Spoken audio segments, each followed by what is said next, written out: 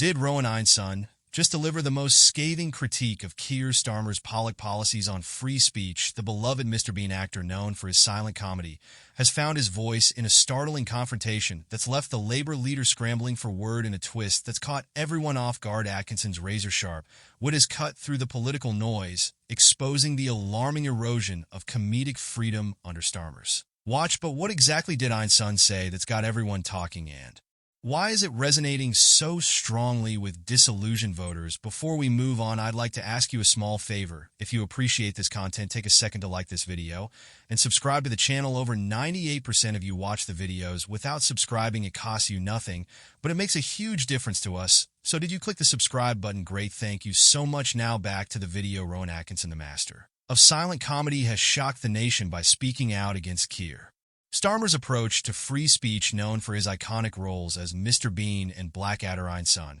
has typically let his expressive face and physical comedy do the talking, but now he's using his voice to address the issue he believes threatens the very essence of British humor. Atkinson's unexpected foray into political commentary has caught many off guard. The actor, who studied electrical engineering at Oxford before pursuing comedy, has always been more comfortable behind a character than in the public eye, yet here he is taking on the Labour leader with a wit as sharp as any of his on-screen personas. The contrast between Atkinson's usually silent on-screen presence and his outspoken criticism of Starmer couldn't be more striking. It's as if Mr. Bean suddenly started voting George Orwell. But Atkinson's motivation for speaking out is clear. He believes the current political climate poses a serious threat to free expression, particularly in comedy. In his critique, Atkinson didn't pull any punches. He pointed to specific examples of what he sees as overreach in Starmer's policies. The comedian highlighted instances where jokes have been taken out of context, leading to public outcry and apologies. He argued that this climate of fear is leading to self-censorship among comedians, effectively killing the spirit of British humor.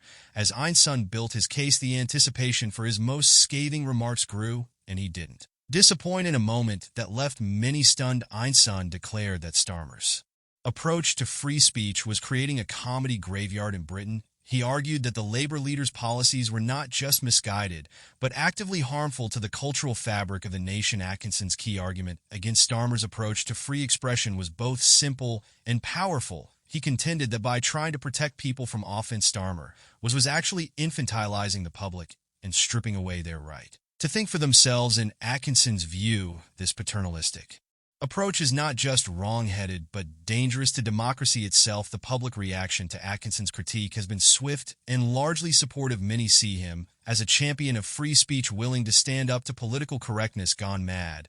As we'll see, his words have resonated particularly strongly with voters who feel let down by Starmer's leadership. Keir Starmer's stance on free speech has become a political minefield, raising eyebrows across the spectrum. Once hailed as a champion of free expression, Starmer now finds himself accused of stifling the very freedoms he claimed to protect. His recent public statements and proposed policies have left many wondering, how did the Labour leader end up on this controversial path? Starmer's approach to free speech has been marked by a series of tough stances, particularly in response to protests. In one notable instance, he declared, "I utterly condemn the fairy thuggery we've seen this weekend." Signal ing a hardline position on dissent. This rhetoric has alarmed civil liberties advocates who fear it could lead to a chilling effect on legitimate protest within the Labour Party itself. Starmer's position has sparked fierce debate. Some party members support his efforts to present a more law and order image to voters, while others worry he's straying too far from Labour's traditional values. This internal conflict reflects the broader societal tensions surrounding free speech in modern Britain. Critics have been quick to point out specific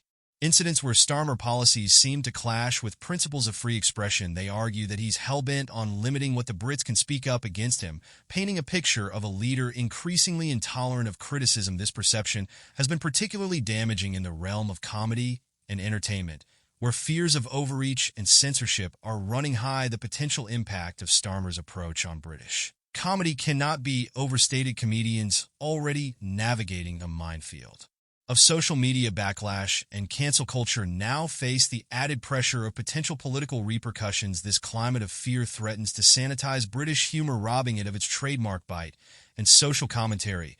As public awareness of Starmer's stance grows, so does the frustration among voters. Many who initially supported him are now questioning their allegiance, feeling betrayed by what they see as a betrayal of core Democratic values this shift in public perception could have far-reaching consequences for Starmer and the Labour Party. Rowan Atkinson's recent critique has only amplified these concerns. The beloved comedian's words have resonated deeply with those who fear for the future of free expression in Britain. As one observer noted, Atkinson's status protects him.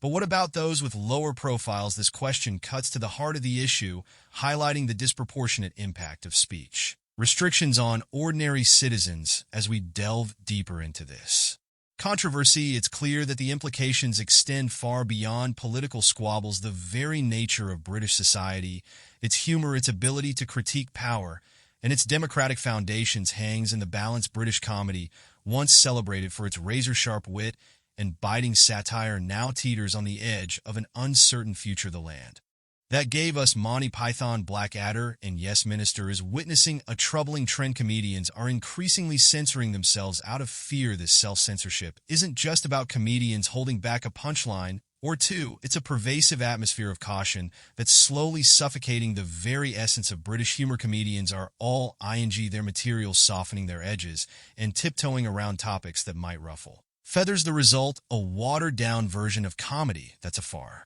cry from the irreverent, boundary-pushing humor that once toyed British entertainment. But it's not just the quality of comedy that's suffering. The economic impact of this chilling effect is becoming increasingly apparent. Comedy clubs across the country are seeing a decline in attendance. Audiences once eager for a night of laughter and perhaps a bit of controversy are now wary of material that might lead to public backlash or social media outrage. This hesitation is hitting venue owners and performers alike in the wallet. Social media and cancel culture have played no small part in creating this atmosphere of fear. A single joke taken out of context can spread like wildfire online, potentially ending a comedian's career overnight. The threat of being canceled looms large over every performance, every punchline.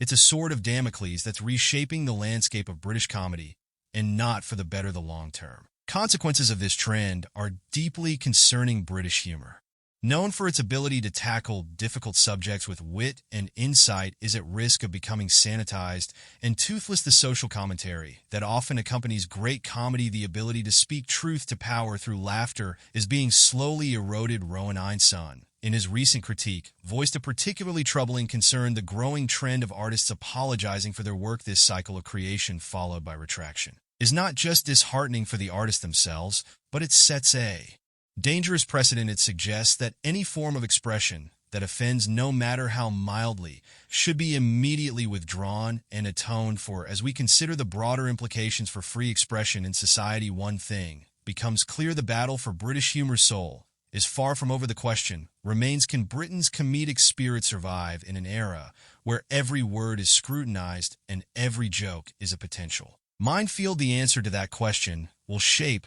not just the future of comedy, but the very nature of free speech in British society. As the dust settles from Rowan Atkinson's public criticism of Keir Starmer, an unexpected demographic is emerging as a key player in this unfolding drama.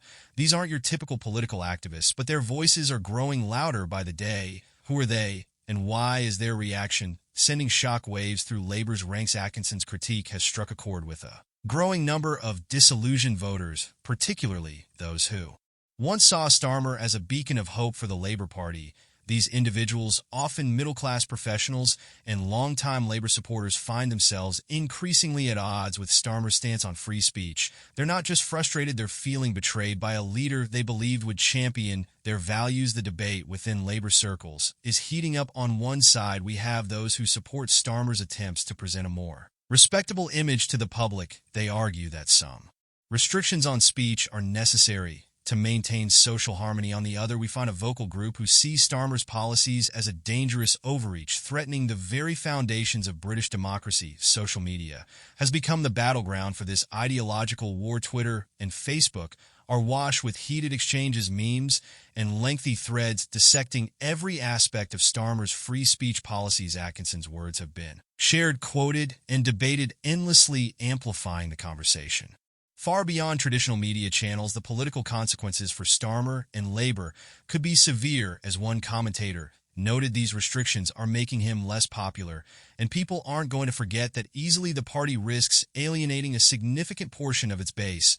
not to mention potential swing voters who value free expression. With each passing day, the pressure on Starmer to address these concerns grows. There's a palpable sense of anticipation building. Many are wondering if this could be the tipping point that forces a public backlash against speech restrictions. Will we see protests, petitions, or perhaps a shift in voting patterns that sends a clear message to politicians? Atkinson's status as a beloved public figure has afforded him a level of protection in this debate.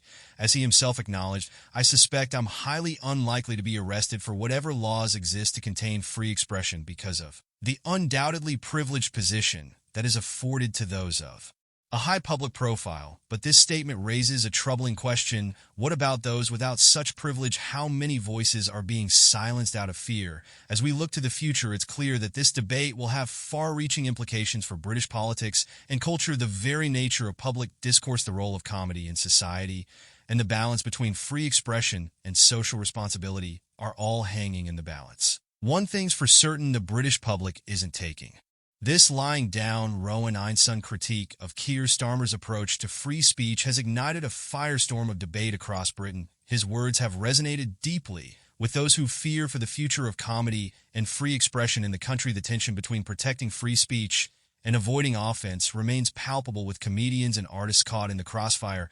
As we've seen, the impact of this debate extends far beyond the world of comedy. It touches on fundamental questions about the nature of British society and its values. The public reaction to Atkinson's comments reveals a growing dissatisfaction with political leaders who seem to prioritize avoiding offense over protecting free expression. The chilling effect on comedy clubs and entertainers is already evident, raising concerns about the long-term consequences for British culture. Will the nation that gave the world Monty Python and Blackadder be reduced to sanitized, toothless humor? Or will this controversy spark a renewed commitment to protecting the irreverent, boundary-pushing comedy that has long been a hallmark of British wit? As we look to the future, one question looms large. Can Britain find a way to balance free expression with social responsibility without sacrificing its rich tradition of satire and social commentary? The answer may well determine the course of British humor and political discourse for generations to come.